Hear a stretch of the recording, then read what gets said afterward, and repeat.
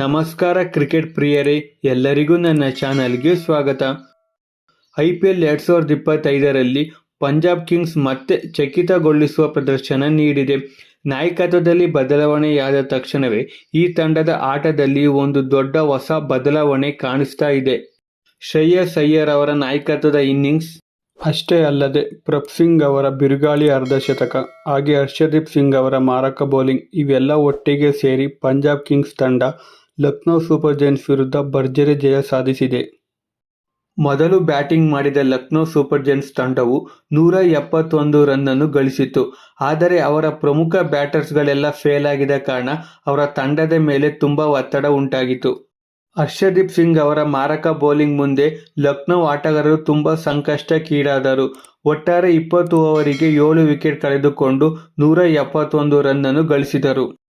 Nicolas Pooran ಅವರು 44 ರನ್ನನ್ನು ಹೊಡೆದರು.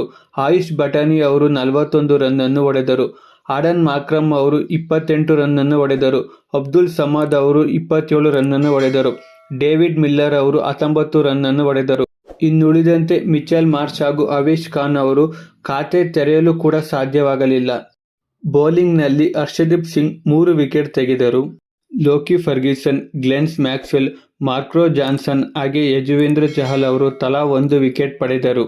172 ರನ್ಗಳ ಗುರಿ ಬೆನ್ನಟ್ಟಿ ಬಂದ ಪಂಜಾಬ್ ತಂಡವು ಆರಂಭ ಮಾತ್ರ ಸ್ವಲ್ಪ ಕಳಪೆ ಪ್ರದರ್ಶನ ನೀಡಿತು. ಪ್ರಿಯಾಂಕ್ ಆರ್ಯ ಅವರು ಕೇವಲ 8 ರನ್ ಗಳಿಸಿ ಔಟ್ ಆದರು. ಅದಾದ ನಂತರ ಪ್ರಭ್ಜಿರ್ ಮಾನ್ ಮತ್ತು ಶ್ರೇಯಸ್ ಅಯ್ಯರ್ ಅವರ ಅದ್ಭುತ ಪಾರ್ಟ್ನರ್ಶಿಪ್ಪಿಂದ 84 ರನ್ ಗಳಿಸಿದರು.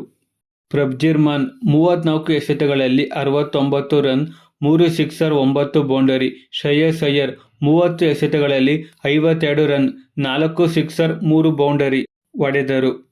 ಇದಾದ ಮೇಲೆ ನೆಹಲ್ ವಧೇರಾ ಇಂಪ್ಯಾಕ್ಟ್ ಪ್ಲೇಯರ್ ಆಗಿ ಬಂದರು ಮತ್ತು 43 ರನ್ ಗಳಿಸಿ ತಂಡವನ್ನು ಗೆಲುವಿನ ದಡ ಮುಟ್ಟಿಸಿದರು.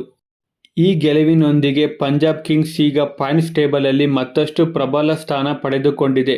ಈ ಮ್ಯಾಚಿನಲ್ಲಿ ಹರ್ಷದೀಪ್ ಸಿಂಗ್ ಅವರು ಮ್ಯಾನ್ ಆಫ್ ದಿ ಮ್ಯಾಚ್ ಪಡೆದಿದ್ದಾರೆ. ಲಕ್ನೋ ಸೂಪರ್ ಜೈಂಟ್ಸ್ ಅವರ ಸೋಲಿನ ಕಾರಣ ಏನೆಂದು ನಮಗೆ ಕಮೆಂಟ್ ಮೂಲಕ ತಿಳಿಸಿ.